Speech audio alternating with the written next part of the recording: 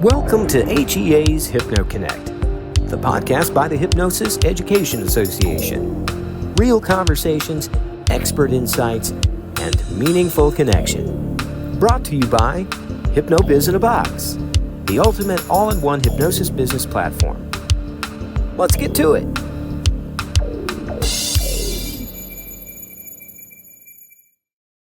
We're really excited to have you with us Vicky, today. what's up? Kelly, Leanne. Thank you, guys. Ross. Good to see you all. Leanne, what's up? Awesome. And today's topic, without getting too personal, is real personal. So we're really excited for it, Yeah. Kelly. I gave her a Well, little thank heads you up. guys. Thank you guys for having me. I appreciate it. It's a difficult topic to navigate. So thank you not only for being open, to sharing a little bit, but also more importantly for having me. And I just want to thank you guys personally just for all that you guys do for HEA and all of us here, whether we're hypnotists, hypnotherapists, whatever change work we're doing in the world, I want to honor you. So thank you so much. Thank you. Much Thank appreciated. So I'd love to know, first of all, how did you come to this work as your specialty? Like what had you step into straight up, I'm going to help people who've dealt with narcissistic abuse to heal past that? What was your why? Yeah, so unfortunately, I was a victim of narcissistic abuse for almost 30 years. Yeah. And you don't know what you don't know, right? And so I was going through a really, really dark time. I like to call it the life quake. I've heard this term life quake. And so around this time, it was probably back in 2016, 2017, I was going through just a complete and utter shutdown of finding out that my partner at the time had been having multiple affairs, gaslighting me, calling me crazy. You like we can all pretty much write the script word for word, pretty much, Yep. if you've been here, so you understand. And I remember, so finally he said, you're the crazy one, you're the problem, so you need to go get help. And so I thought, oh gosh, well, I don't want to be the cause of anybody's, hurting anybody. So I went and sought help. And in doing so, I was actually diagnosed with complex PTSD. And I remember it very well. Actually, my therapist, a lovely person, she said, um, what we now know is complex PTSD, which is what my dissertation is on and my doctoral work, which I'll circle back to that. So she said, you have PTSD, which now I came to understand through my research is complex PTSD. And I said, but I've never been to war. And she said, oh, honey, in her nice Southern accent, she said, oh, honey, you've been to war every day of your life. And so while therapy, I tell people while therapy is beneficial for some people, it's not a panacea. I wasn't getting any forward motion out of it. And I remember that day very, very well. I was out on my 61 acres down in Virginia. And I just was like, I don't think I can do this anymore. Like, I literally don't think I can do this anymore. And there was a whisper. And the whisper said, look up. And I'm going to try not to cry because every time I tell this story, it's so emotional. But when I looked up, I saw my grandbaby's face in the clouds. And I remembered in that moment, I said, you know what? If you can't get help for yourself, at least do it for them. Okay. And I only had one grandbaby at the time. Now I'm blessed with have many more. But I remember in that moment, I think I can't do this for me. But I did it for him and those that come afterwards. And now I'm glad I did it, obviously. Now I have the wherewithal to understand I should have done it for myself. But at the time, I didn't have that. And so I enrolled in a PhD program and a doctoral program at Saybrook University. And everything that I did, all of my core work was geared towards complex PTSD and healing from it, because I knew that I wasn't getting the help that I needed. And I knew that this is a difficult, multifaceted, issue. And you can't just say that this one thing will help. So I've been a clinical herbalist and clinical aromatherapist for years. I've been doing all things holistic for like 40 years now because I'm old. Actually, started when I was a teenager making my first herbal medicine. But so then I just began to layer in things. But everything that I did was related to this. So one of my posters in my hypnosis program was accepted into ASH, American Society of Clinical Hypnosis, which you guys have probably heard of that. And from then, I've just been to like every poster, every paper, every work that I did was on this topic, and my dissertation is on this topic as well. So that's a little bit of the long story of how I got here. Awesome. Wow. Now, I remember when I first dove into this topic, I found, what I found to be most valuable book that I've shared with many people since, is Pete Walker's From Surviving to Thriving, Mm. Yep. CPTSD recovery. And Mhm. I love that because so few people really get all of the nuances. And I love that he Yes. actually has, ways to help versus Yes. like so much of the research, when you say it, it's just like, this is a incredible ball to untangle and help people with, and it's hard. And Absolutely. most therapists, I don't care what kind of therapist they are, every therapist are Right. not prepared Yes. for this ball that is literally a tangle of things. Yeah. Yeah, absolutely. And it can lead to, not only can it lead to burnout, which you Yeah. spoke about earlier, but in my case, the destruction was so horrible, it actually triggered a genetic illness. That was an underlying illness that I'd had as well. And yeah, I have that book as well. And of course, The Body Keeps the Score. Yeah. And we have a lot of good, solid literature as well on this. So yeah. Yeah, powerful stuff. So, so you're sharing that you work with people with this, and I always like to ask: are you specifically marketing yourself in that way to this niche, like saying, "I help people who've dealt with narcissistic abuse"? So you're not just telling us that's what you do, but you tell other people, "This is what I do." Yes, this is Awesome. what I do. Yeah. I mean, I'll be honest with you, it's very tough. It's a hard niche to have. Mm-hmm. But it is rewarding. I've had several clients. Well, I mean, I've had more than several clients, obviously, but just more recently, I've had many clients have come back to me and have said, I don't know if I would be here without this work. Yeah. And I've had several people reach out to me and say, please don't stop this work because I just lost my child to this. Mm. And it is a lot of heavy lifting. I'm not going to lie about that, but it is, to see people just make that progress and to come out on the other side. Yeah. It just warms your heart so much. Yeah. There's Oh, a high level of bravery there too, Kelly. yeah. Because I considered it myself, and with with my experience, I was just like, I don't know if I want a whole bunch of those people. Yeah, I was going to put that at the end of this. I'm going to ask you some questions about those things. Yeah. But before we get to that, before we get to because to the how do you make sure somebody's still in scope when you're in Yes. this, because that actually becomes a question. Absolutely. Because the damage Absolutely. can be so far, and it Yes. could be, multi-generations of far. So they might Yep. be in a narcissistic abuse, but that's because they were a narcissistic abuse before, so they came out with a mood disorder Right. before they even went there. There's a lot. Yes. There's a lot going on. It We is know.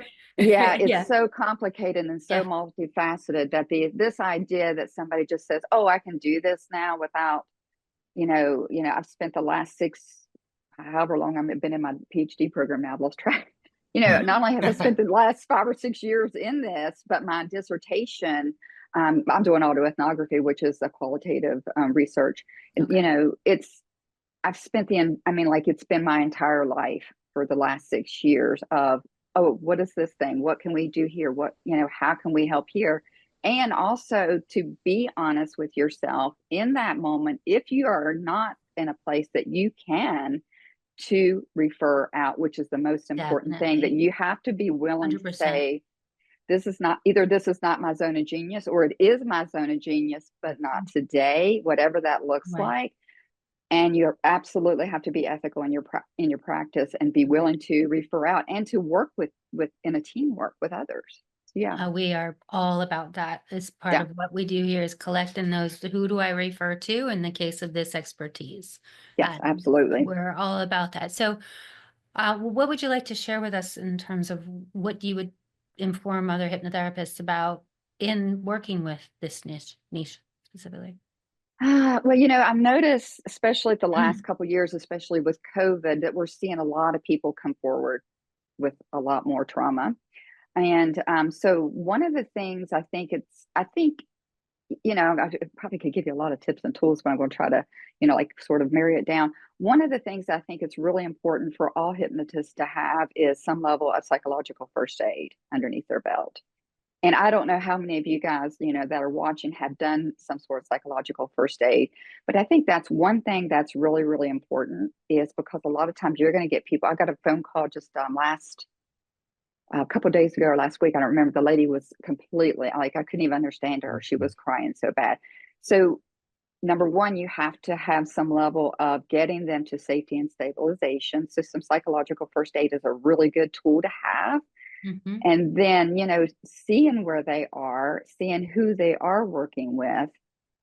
And then, from there, just navigating it very slow and steady. One of the first things that typically I do is safety and stabilization if they're not there yet. So that's really, really important. We have to make sure they're in safety and stabilization, whether that be through another, and they might be working with a psych doc. I mean, I get people, I've got psych docs have called me. I've got other PhD and medical doctors who've called me up and said, this is what I've got going on, and then how can we navigate that and work as a team? So you have to be willing to work as a team as well. But psychological first aid, I think, is really, really important for all of us to have in this work, because not only do I think you need it for yourself sometimes, but you can't put you got to put your mask on first before you put Right. your mask on Yep. somebody else. Mhm. And then I think it's really important to have somatic tools as well, because this is so much here, and the body is trying, and we know this in the context of, people have, a lot of times they have irritable bowel type issues, they may have migraines, they may not be able to sleep, so the body is screaming. So having Autoimmune. autoimmune, yeah, I mean, really, we could just name Nerve pain. practically so many different things. So we need to have some somatic tools as well. Some Mhm. psychological first aid is really good. I do like a hypno EMDR type thing, so I think that's a really good tool. And Mhm. then the main thing is, and this is the key, don't re-traumatize your Right clients. on. Thank you for saying that, Yeah, because That's one of the I things that I see the totally. most that people don't think they don't about, is get. Yeah. And they don't get yeah, traditional therapy will go right for that. yeah Totally. I mean, right and away. I got re-traumatized when I was trying to get untraumatized. Yeah. Yeah. Yeah, I use this analogy because, like, I live in West Virginia. So this is like a really good analogy. It's kind of like, and this is the reason why therapy was not a match for me, because I was just digging that hole deeper and deeper and deeper. So, Yeah. I think this is a good analogy for me. And this is what I explain to my clients. It's kind of like when it's been raining like for 3 or 4 days, and you've got that, you're driving down the road and it's a dirt road and it's been raining for 3 or 4 days, and there's been 5 or 6 pickup trucks that got four-wheel drive and they're going ahead of you, and you drive a little sports car. You're not getting down that road. Right. You're going to get in that road and you're going to get stuck. And you don't want to do that. And you don't want to do that to your clients. So with number one, this is where neuroplasticity comes in. We find a different road to go around. We go around and we still address things, but we can go around and find a different path. But the thing we need to really also consider is this is not a one session. This is not a Mhm. miracle. You come Right. in this one session and Kelly can wave her. I do actually have a magic wand, but my grandkids always take it. But Kelly can wave her magic wand and everything is going to be great. And we have this, and especially in America, we have this idea that you just take this one thing and everything's going to be better. So Mhm. the way that I work is I want to make sure that I'm getting my clients in this, obviously, safety and stabilization, and I want to make sure I'm doing a lot of ego strengthening before we even get to that. And we want to make sure they're not keeping rutting that road out. So Mhm. sometimes we might have to pause them very gently and go, okay, let's pause here for a moment. Now let's do something else. So like I have a toolbox full of stuff. Like, I tell people I've got so much tools in my tool belt that even a magician would like take notes, you know what I mean? But I think we have to have a lot of those tools, so we can tap it out with EFT. We can use hypno EMDR. Like there's so many different tools, breath work, so many different tools. Now, as an herbalist, obviously, and aromatherapist, I'm going to integrate some of that as well, because I feel like that's That's just an extra added benefit. But again, don't go out of your scope. I've been a clinical herbalist for a bazillion years. So this is my scope, and so I use like herbal nervines, and aromatherapy that can help reduce the stress so that we can really kind of get in there and do the hard work. Mm-hmm. Yeah, aromatherapy and breath work are what kind of, and then Qigong. Yeah, Yeah. Qigong, yeah, in addition to hypnotherapy, all those things. I mean, all of the things. I actually think of it as, all irons in the fire. Yeah. Because it is physical, it's mental, it's emotional, it's Yes. it's changed the brain. The brain is literally changed. Absolutely. Thank God for Absolutely. neuroplasticity, right? That we can literally put Absolutely. the brain can come back on board to its, its proper function. There's so much going on. So Mhm. when you do take on a client, what is your typical, and I know it varies based on the depth, right? So how Absolutely. long do you typically work with a client, or how many sessions, but how long are you allowing Yeah. for this physical and mental healing? Because we are biological beings. Yes.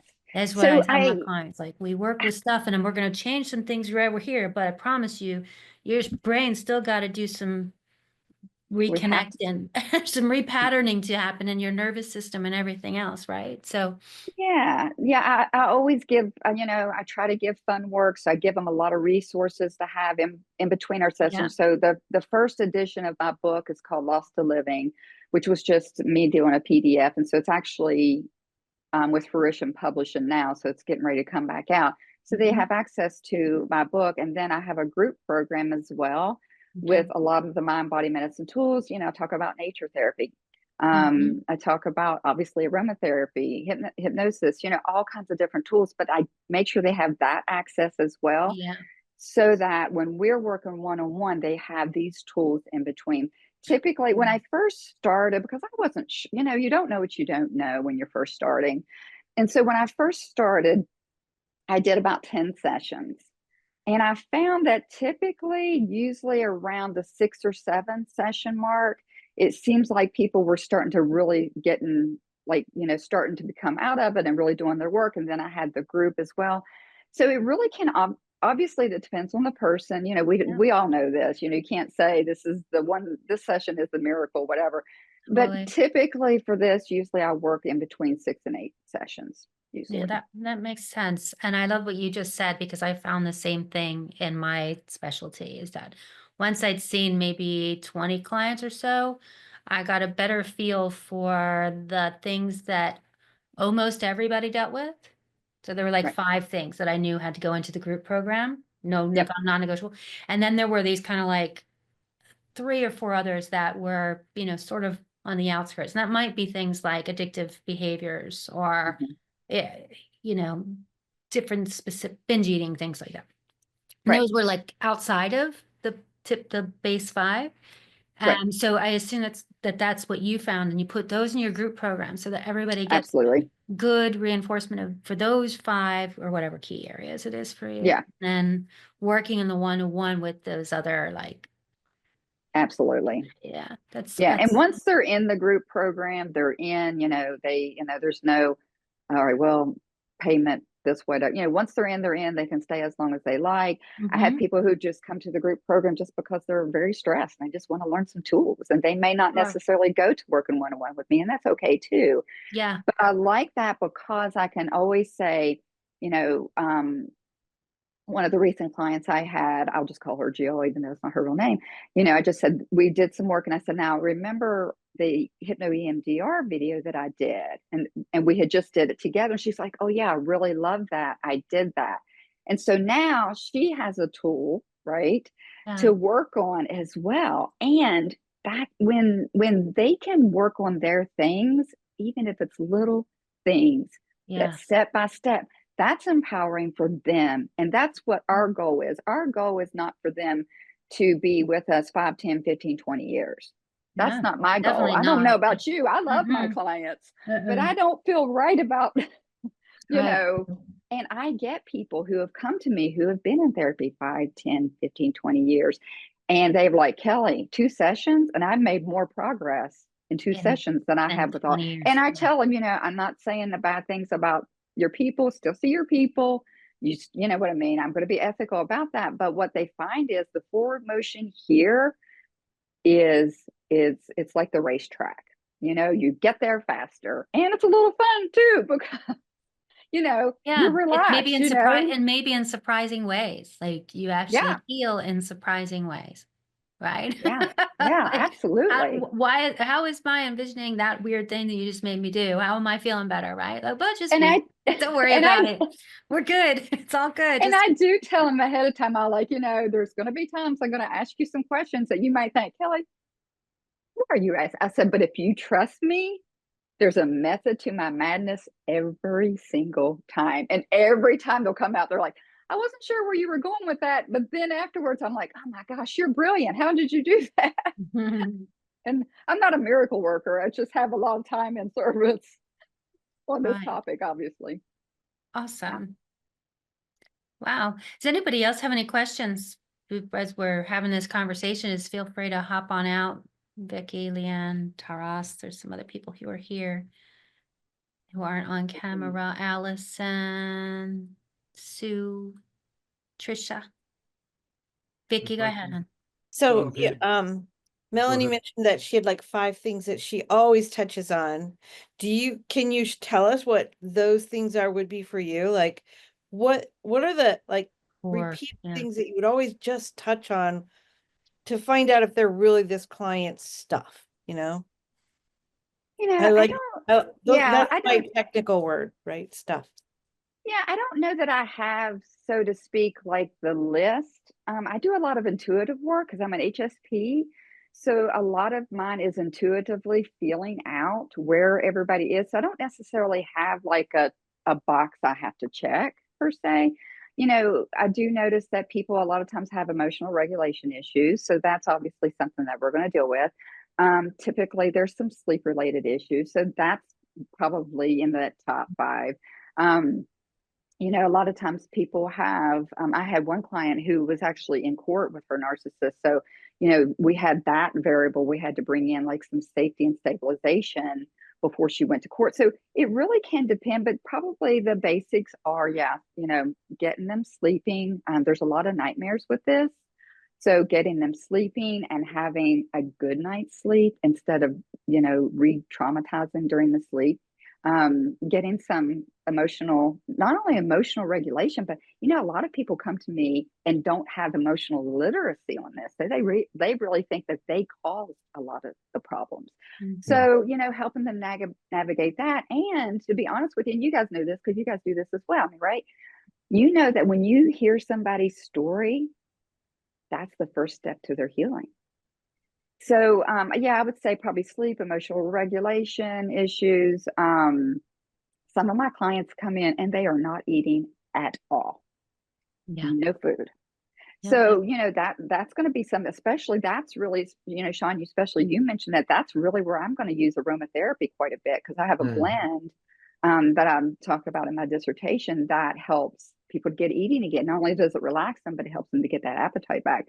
So I feel like, I don't know that there's like a top 5 per se, but probably after this, I'll probably like, oh, I should have said this. Well, I would think things if I can hop in, like, I Sure. would think the inner critic's got to play really Oh, loud. yes. There's people pleasing, the codependent behaviors, I don't even Yeah, know who the heck I absolutely. am because I've been living other people's lives for my whole life. Gee, how do we know these things? Nutrition, yeah. Like, Yeah. these things and then all of the physical stress related things, Yeah, get it absolutely. that and we could just kind of blanket it. Like, what are all the health things that happen, right? Yeah, Because and of the sometimes stress, and we bring the and stress way yeah, down so those health things can come back into balance, right? and typically that is what I see. The majority of people that I see with this usually have some sort of comorbidity in some case. Right. Yeah. And I will say this, not all the time. We can't say this all the time, but a lot of times their ACE scores were high as well. Oh, yes, exactly. ACE, childhood adverse Adverse childhood experiences. And if you experiences. haven't looked into this, just do it Yeah. because it's just so Yeah. revealing. Yeah. And I usually do, like, I don't do SUDS every time, but I always take an intake of where they are when we first start. And I've been to therapists before in the past who spent like almost 30 minutes on suds, and then by the time you get to the talking part, you don't have any more time. So, Right. I don't want to spend a lot of time on that, but I'll do a real quick check-in. And, I want to make sure, because I'm trained in cognitive behavioral hypnotherapy, so I want to make sure that we're not continuing to go down that road. So if we start to do something, we'll pause and bring it back. Okay, now how do you want to feel instead? So I do a lot of cognitive behavioral hypnotherapy within my work as well. But again, these are just tools I've layered in, over the years, and just and every client is different, every situation is different. So this is where, when you have the massive toolbox that I have, the more that you have, the more that you can help various types of people. Because you may have somebody come into you and they say, oh no, I don't want to do anything like that for whatever reason. So then you need a different tool for that. And that's okay, because that's our job, is to make sure that we have the different tools to meet them where they are. And they may come back 2 years from now and go, you know what, Kelly, I didn't like that loving kindness meditation that you did with me at first, or whatever. At But first. I love it now, Right. or whatever. And I'm just using that as an example as well. So yeah, but the comorbidities with this, I mean, it's really, I actually don't even like the term complex post-traumatic stress disorder, because I don't believe it's a disorder. I believe it's an injury, and I believe the disorder is not on the person. I believe we should rename it, Yes. because this is a long-term injury. People are marinated in stress Yes. their entire, think of the steak, or, chicken or whatever. You're marinating it. It sits in there, and it just over and over. You're not going to come out of that with just one tool. Right. And it's a result. The metaphor I realized, it was like not running from the tiger, and what a damage that did to self. Like, to know that you should have been running and protecting yourself at some level, but didn't know to run and protect yourself for whatever reason, doesn't matter. And then you're just literally there with the tiger forever, until you realize what's going on. And then it's like, oh, the only cure for this is no contact. Okay, thank you.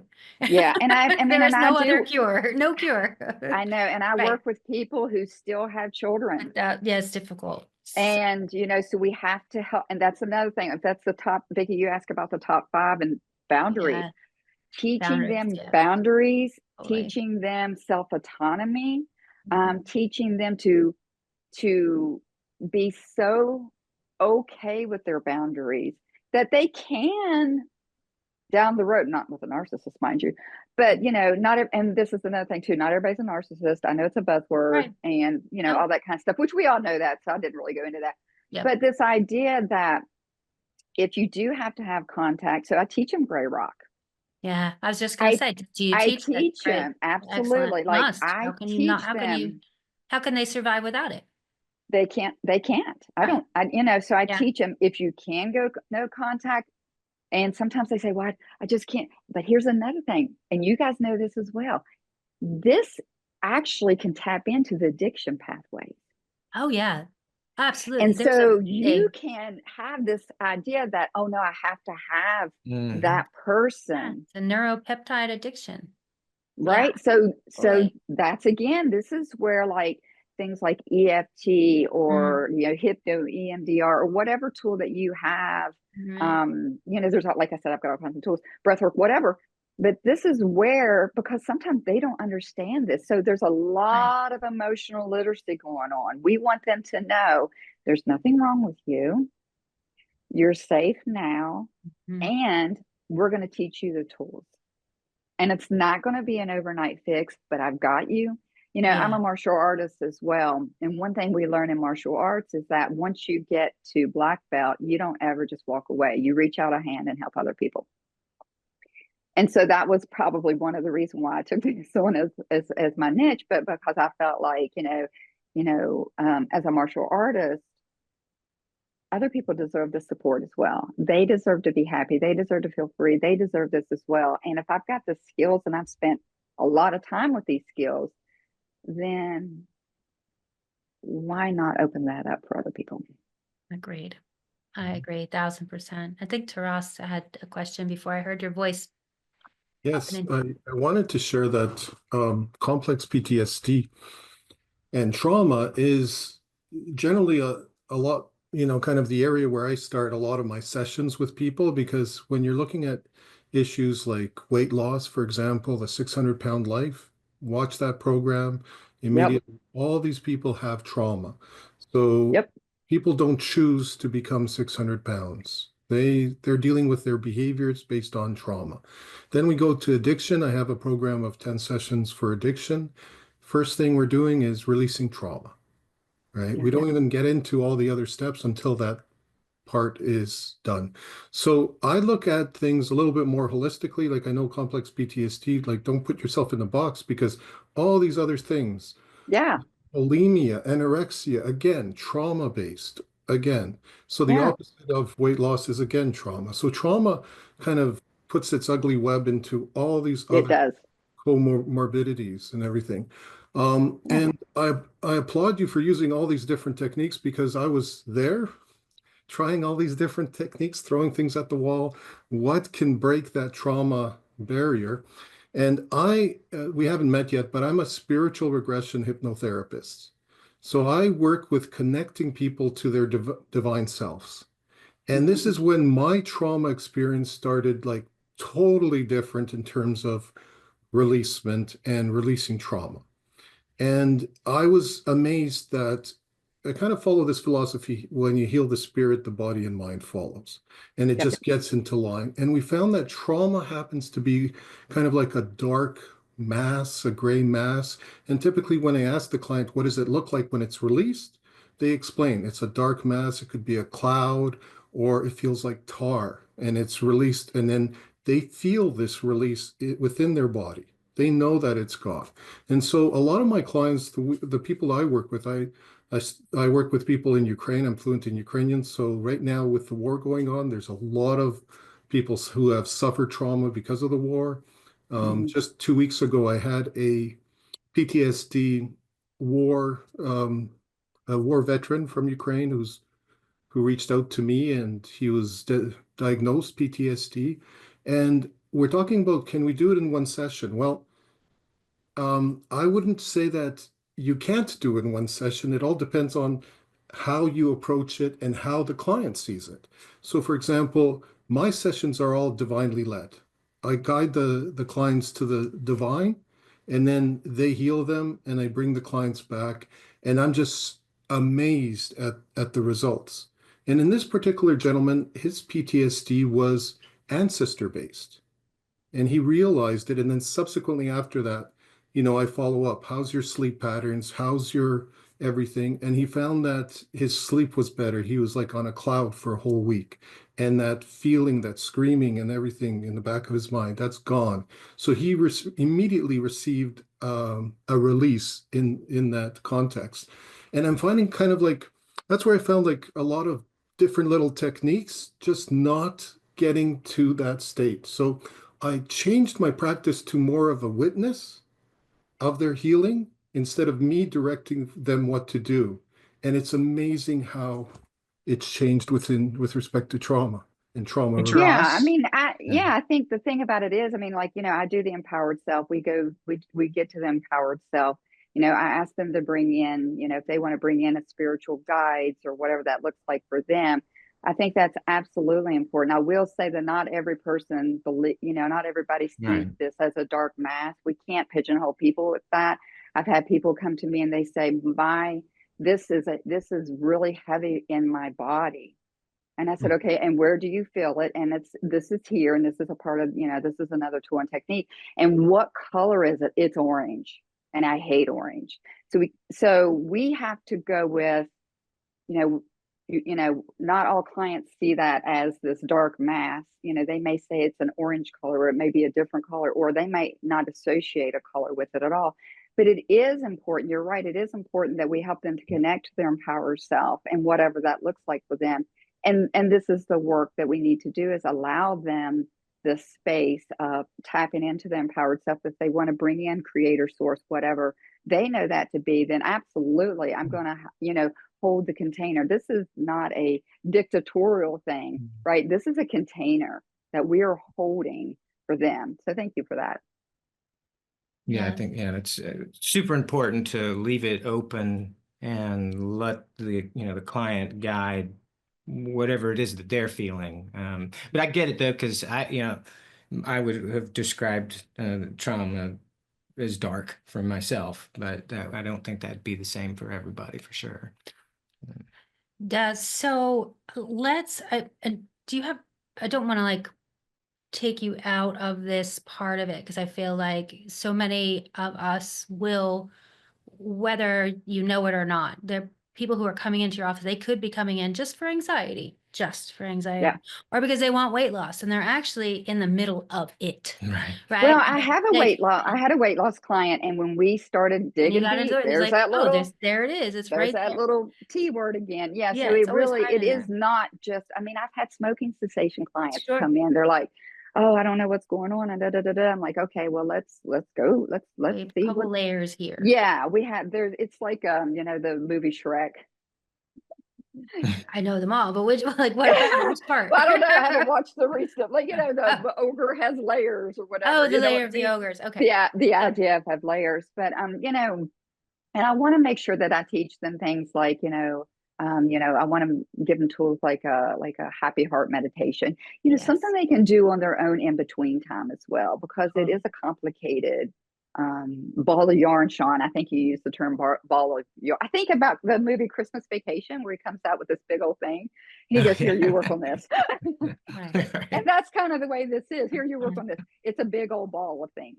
Yeah. Yeah, I do think like the nervous system regulation, getting getting their biochemistry to a place where that it Yeah. hasn't been in years, so that their brain can start to heal. I mean, Yeah. that's when you talk about the safety, getting to them to that first aid. I think of like heart coherence as part of the Yeah. first Yeah. aid package, right? Like before you Yeah. even come to me, I'm giving you this because I know what a balm this is and a lifesaver it is. And I recommend you do it 3 Yeah. times a day. Yeah, I always, Right? I Yeah. mean, I use more of the coach approach because I Mhm. feel like unsolicited advice gets you nowhere. I know Totally. I don't take unsolicited advice from anybody, Mm. so I don't do it. So I always offer a coach approach, and I always say, could I share with you, a technique or tool? And I always usually share like breath work, and I'm like, but do you go to the potty? And they're like, yeah, I've got grandbabies, so I say potty. They're like, yeah, I go to the potty. I'm like, okay, this is a perfect time for you to do breath work. You're there. Why You're there not? anyway, Or or wait, oh wait, whatever, do you brush your or teeth? Okay, so when you or you brush your brush your teeth, teeth, Right. like look in the mirror and tell yourself you whatever. love yourself because hey, you're there. Right. And I do that. Right. I teach, Yeah. like in my book, I talk about like, the I am statements and the pot, and that part of it as well, things that they can do on their own while we're working together as well. But And what is your book again? Remind me the title, please, so I that. will probably change in the title. I don't know, Oh, but it's right not now it's okay. called it's with Fruition Publishing, but it's Okay. the title. I know it's not a very great title, so we'll probably rename it. But Oh, it's like Lost to Living: The Mind Body Medicine Approach to Healing After Abuse. okay. And so, but I talk about like loving kindness meditation, breath work, somatic work. Yeah. I am statements. I can't even remember what all's in it now. But the point is, it's this idea that we Yeah. have these tools that they can do. And if something doesn't, autogenics, autogenics is the jam for this. Like if you guys are not using autogenics or autogenic training and teaching them autogenic training, to me, I think that's a big boat that's missed, because I feel like this is a really good. Now I also do alert hypnosis, which I don't know a lot of people who do that, but there's Yeah. times I do alert hypnosis as well. So I had one client, it A was lot a of male. that. He's like, I don't want to lay down. That's okay. Right. What do you want to do? Totally. I want to do yoga. And so we did every session with alert hypnosis while he did yoga. That's awesome. I'm kind of curious about something. Do you work with people who are still in Yeah, a that relationship with a no, Um, or it's like their partner's been diagnosed kind of thing? yeah, I haven't. Most of the people that I work with are either coming out in some way. They may be either leaving or divorcing or whatever that looks like. But in most of the case, I don't think I've had anybody that's still with it, or with that person. And that is a really great question, because we heal to not accept more of the abuse. This is not Yeah. the reason why that we heal, to Right. continue to accept more of the abuse. So I have not personally had that. I'm not sure how I would navigate that. I've Well, had, I navigate everything as a case by case basis, of course, well, too. I have a general practice, a downtown practice, so people come in for all kinds of things, and Yeah. this is one of the first things we establish. I mean, you can see the T's, like you're a mile away, and I want to know, are you safe now?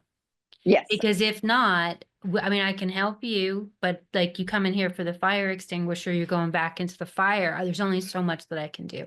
And I Yeah. personally have had clients who didn't complete they came for weight loss, but they didn't complete it because they're literally in this back, they're Yeah. in it. Yeah. And I asked that's them, why yeah, they're not eating right. They're not, the self-care is like, so, absolutely. I guess I mean, it's hard to navigate that when they've come on board for one reason, and then the Yeah. other things reveal themselves. Yeah. And usually when I do, sometimes I'll just put that on the shelf for a minute. And sometimes I'm not going to address anything that they're not ready to address Right. either. Yeah, totally. So I Keep just put working it on as the you can. shelf, and we Totally. keep, if it's weight loss or whatever. But I'll tell you, I do ask on my intake form, are they there of their own free will? Because I want to make sure they're there of their own free will.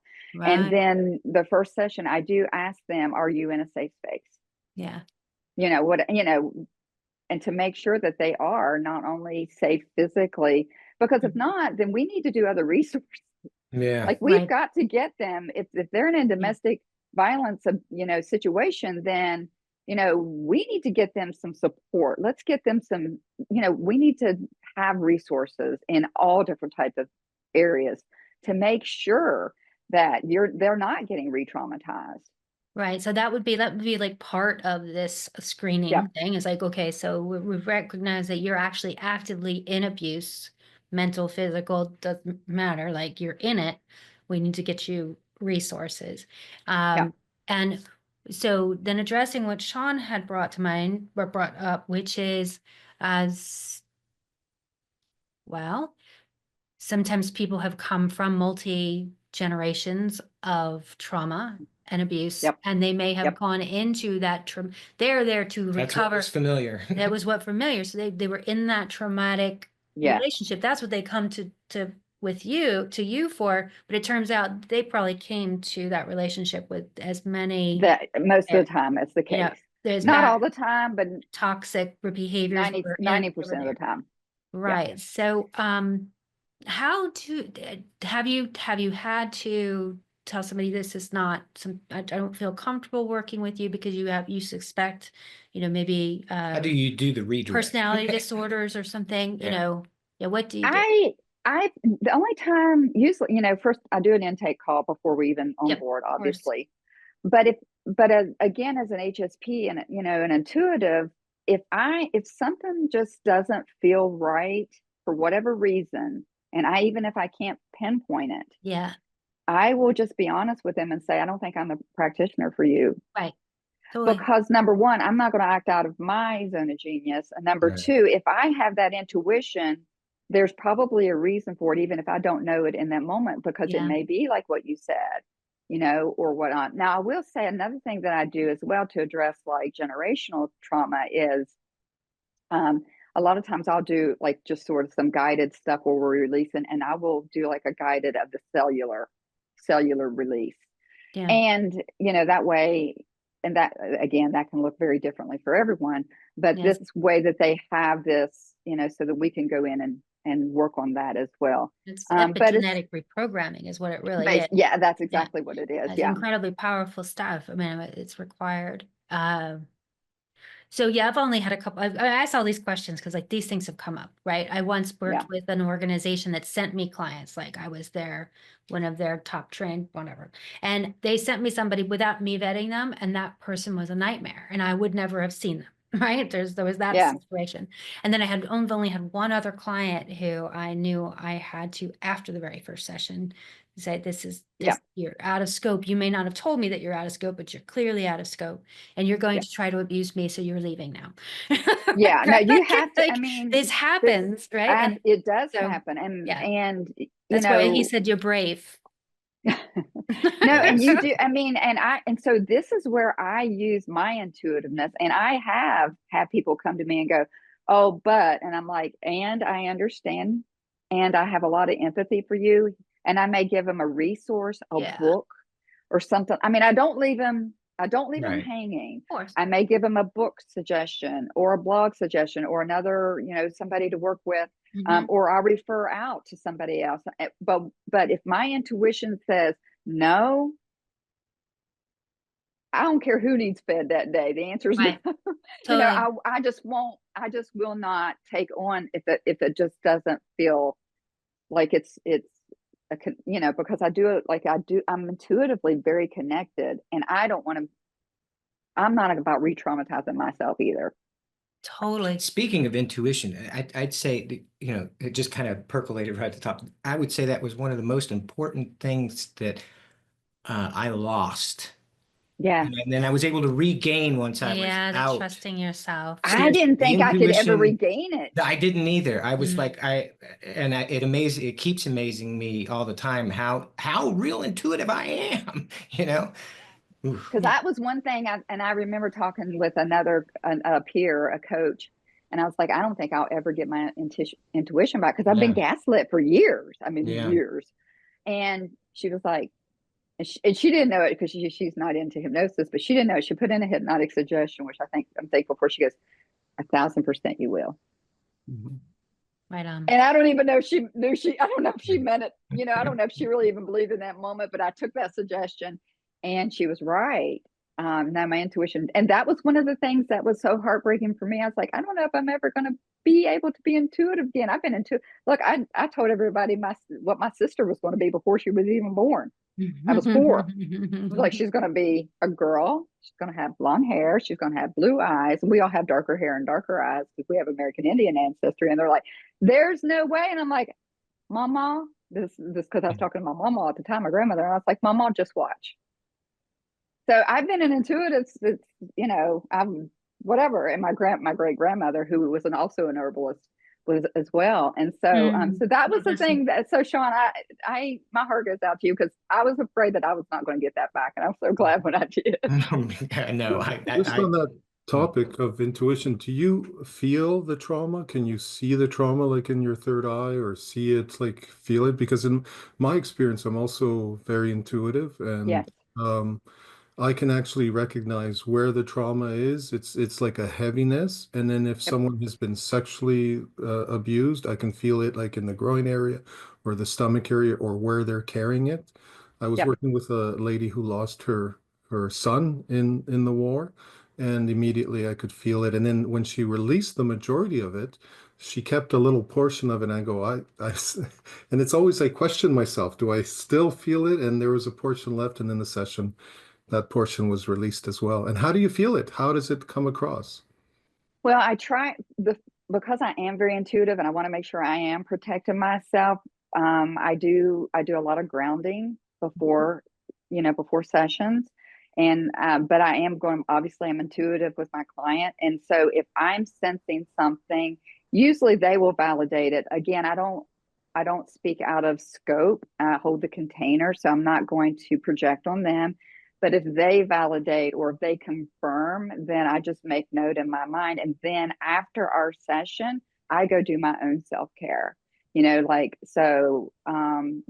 cleanse my aura or Energy whatever that looks protection. Yeah. like. And I do this thing where I'm just sort of just shaking everything out. I do a lot of shake therapy as well.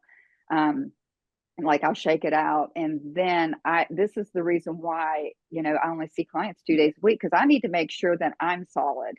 Yeah. So, and I yeah. have I'm only Tuesdays and Thursdays. That way I have a day in between if I need to rest and restore. Because if I don't and I'm in burnout or I'm not able to help, then nobody gets help. So I'm very, very strong in that for myself. Because if I can't model that and if I can't do that for me, then how can my clients do that for themselves? Right on. Yeah. Yeah, I think that should be an important practice for any hypnotherapist for sure is personal energy protection and Absolutely. knowing, when that battery needs to be recharged and know that cycle Hmm. and be ahead of it.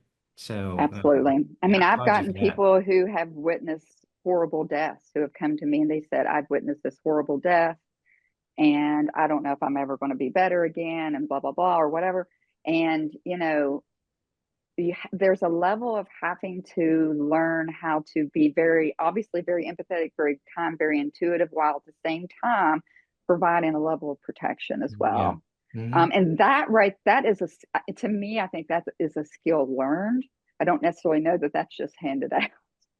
Right on. Yeah. It's a practice for sure. I think that Yeah. the empathy part of it, we do learn in trauma because we're trying to protect ourselves. We Yeah. want to be aware of like where the danger is from, but not knowing, you know, like most of us had those problems at a much younger age before we know what we know now. So I'm going to throw my story out there. Like, I didn't know I was a physical empath, or as you call it, intuitive, until I had my office with a chiropractor, and I would be like, fine, be bopping around, and somebody would come into her with pain. And like, I would have pain in my back and be going, why does my back hurt? And I literally had this happen the other day where I was on the phone with a woman who lost her son 7 years ago. And she was telling me that her body hurts. Her whole body has hurt since then. And supposed to see her yesterday. And yesterday, the whole right side of my body started hurting. And I remember saying to my husband, I did nothing. Like, I didn't fall, nothing, but the whole right side of my body hurts.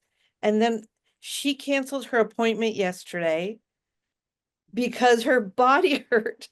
And I'm like, oh my God, disconnect from her. You know, I can do a session, but I have to so it hits me out of the blue. Like mine is, well, and it hits me without knowing, holy crap, where's that coming Vicky, from? that term is called transmutation. So what's happening is you're transmuting her energies into your own physical self. I So know. that's exactly what you're doing. There's a very popular speaker called Amma who does that, and she gives hugs to all the people, and then she collects all the trauma into her body, and then she releases it. But that's a very difficult way of processing energy. So curanderos do that too. Curanderos do that. Yeah, I'm very aware. I don't know the names that you guys are calling it, but I'm very aware now, like just to be aware of it. Like, is this mine? Is this my pain? Is it mine? Yeah, and that's the thing, Vicki. I'm glad you said that because I'm a Reiki master as well. So I've been doing that for 1,000 years as well. So I would pick up when I would do Reiki sessions, I would be like, okay, I'm sensing a pain in your knee. And this is before I knew the coach approach, obviously, but you know, and so I think coming into this work as a Reiki master ahead of time, I had built a lot of skills and I would ask, you know, is this mine? And there's usually a resounding no. And then I don't have to dismiss it per se, but I'm not going to send it back to the person either, but that gives me the information that I need. Yes. Does that make sense? Absolutely. Yeah. And I just think a lot of that for me came from, from doing Reiki for so many years as well. Yeah. Mine and I'm sure my intuition was probably dialed up from being a Reiki master mine too. Still hits me out of the blue, even where I'm just like, okay, now I have to stop. And something you said earlier, it hits me when I'm overtaxed and I'm giving of myself too much. And I have to go, okay, time out. When you said you schedule 2 days a week, I try so hard to do that. And then I'll give another day because there are enough people that need me. But so it's worse when I'm giving too much of myself and I haven't taken my care into consideration. So I mean, and maybe once I finish, like I'm in the final stages of my dissertation, so like almost, I'm wrapping it up. And so maybe like after I finish my dissertation and I'm not, all the things, I may do 3 days a week. I don't know yet, but right now I'm in dissertation, and I have got grandbabies and whatnot. So for me, this is what's working for me. And I think, you have to do what works for you. But Vicki, I think you're absolutely right. You have to know what's yours, what's not yours. And I remember I was at Barnes and Noble one time, and the lady had a service dog behind there, and I didn't know. I have a service dog as well. And I just felt this pain in my knee, and I knew it wasn't. I mean, I've got martial arts knees, so yes, they're painful, but I knew it wasn't me in that moment. And then I heard her say, "Oh, my knee," and I was like, "Oh, there it is." So sometimes they'll even volunteer, and you don't even say nothing. Sense that in that energetic connection or whatnot. And Taras, I send mine into the light. When it's not mine and it's somebody else's, I send it into the light. Yeah, actually, just on that topic very quickly, shielding, learning different techniques of shielding is so important. But it's nice that you mentioned about Kelly about the Reiki master. I'm finding a integration of hypnotherapy with frequency, and these things that you're doing about the love and everything. You're setting a frequency, and in those frequencies, people change. Yeah. So they're actually doing the frequency themselves, and you can call it a love meditation, or you can call it like I can call it. Like I work with Archangel Jophiel, if you've ever felt that energy, and it's like whoa, or working with Saint Germain, and the violet flame. Those are spiritual techniques, but still, it's a frequency of transmutation, a frequency of love. But yeah, congratulations. It's interesting to learn how we all tackle a similar problem with Yeah. different kind of angle. But still, I think we're all approaching it also with love, just And rephrasing it. I think that's the thing. I mean, honestly, I think, and I don't know for you guys, but I mean, yeah, I had somebody ask me because a friend of mine just retired, and she said, "When are you going to retire?" And I said, "Well, I guess when the possums are ready to." That's a West Virginia thing if I ever heard one. Right. Oh, I don't even know what the When heck you're talking about, the possums. when the possums are ready to start eating my body, then that's when I'll Oh, I see. retire. In other words, when I'm 6 Jeez. feet under or whatever that looks. Okay, But gotcha. I mean, seriously, the thing about it is Leanne's like, oh, What does oh that yeah, mean? West Virginia folks, we got all kinds of. I could write a whole book, and people are like, "What does that mean?" Like, oh, I'll tell you that. But no, seriously, though. I mean, the thing about it for me is, I think when you're passionate about this work and you feel like this is a calling, then you really don't want to retire out of it. So, you might go to 1 day a week or whatever that looks like for you. Cause I'm not the boss of you, only you are the boss of you. But for me, like, I'm kind of like, after I've finished my dissertation, I will be probably semi-retired if I want to be, but that's not my goal. Like, I've got a lot of work to do. And I want to help people, and I want people to come back to me and go, "Oh my gosh." But it's not about me, but I want them to go, "Oh my gosh, Kelly, look where I'm at now." And I'm so And glad that you showed up when I needed you. You were right exactly. there when I needed you. You were bold enough Yes. to say, I can help you And with this brave. modality. Yes. And this modality will help you better and faster than you Absolutely. probably think possible. Like that Yeah. boldness to stand out and say, hello, I know your pain. You can describe their pain better Yeah. than they can because they don't have the Yes. words for it yet. They And don't you're there know. saying, I stand on the mountaintop and say, I can help you. Yeah. I'm with you 1,000%. Like this And when they know that power. you've been through it, and Yeah. I told one of the clients yesterday when she called, and she said, "I don't know what to do." And I said, "You don't have to know what to do. That's Right. my job right now. Awesome. My job is to," and this again goes back to the martial arts thing, is this idea of standing in the gap, allowing them to borrow. I had a student ask me many, many years ago. She said, "How can you do this?" "I can't do it." I said, "Just borrow my black belt for the moment, not physically." I Yeah. said, "But say, what would instructor Kelly do, Master Kelly, whatever, what would I do in that moment? Not because I'm all that, only because it helps them to get where they need to go. And then when they get there, that they're just borrowing your empowerment for just a little bit Just until they get their own." Just That's trust it. this walk. Just trust this. Yeah. That's been forged ahead One of more you. thing, Thank you. Kelly, we There have is. so many things in common. I have a black belt in Aikido, but when I hit 63, people started saying to me, "Oh, you're probably ready to retire, huh?" And I thought about it and I went, no. And I opened a new office in Oklahoma. I'm in California. I have one in Oklahoma and I go back and forth. And I still call myself semi-retired because when Yeah. I'm wherever I am, I try to do 3 days a week. Yeah. It's about taking care. You're so right, Vic. It's about not only taking care of yourself but at the same time offering people in so that they can take care of themselves. And being retired sounds so boring. I know, me too. Like, because I'm in I'm in dissertation, like I'm in chapter 4, almost finished with it. So but anyway, I'm like going, oh my gosh, what am I going to do? Because like I read mounds and mounds and mounds of research daily. I'm like going, oh my gosh, what am I going to do? Like afterwards, You're because gonna I've got walk like in a the fire forest. hydrant here. The first walk thing in you're the going to forest do is spots. party and dance on a table because All right, Vicky, I'm coming to your office and we're going to do that. But I mean, it's so, but it's so much. I mean, like I've got my posters here. I've got I've got all my academic work, and I'm just like, what am I going to do afterwards? And I know what I'm going to do, but still, it's that idea of just being so happy and so grateful that and this is a matter of perspective. And this is another thing I do with my clients too, because one of my character strengths, I'm not sure if you guys are familiar with the VIA character survey.